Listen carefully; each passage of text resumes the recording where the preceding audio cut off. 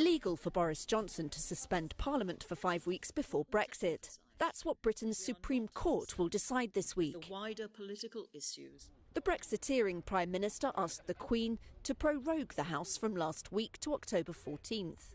Johnson argued the shutdown would give him time to introduce a new legislative agenda. But his enraged critics accuse him of silencing lawmakers and say the real reason was to prevent parliamentary scrutiny and challenges to his Brexit plans. He no longer commands a majority in the House of Commons, where there's stiff opposition to his promise to leave the European Union by October 31st, even without a divorce deal.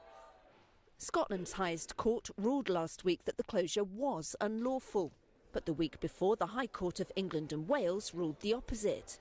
Both those cases are now before the Supreme Court, which will have the final say. Our case.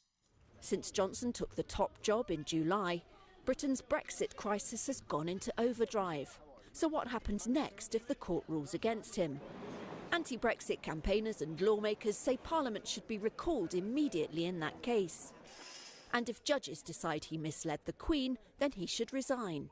Johnson was non-committal this week, expressing his respect for the judiciary, but saying he'd wait and see what it said. Running away. His Conservative government accuses Brexit's opponents of trying to use the courts to frustrate Brexit.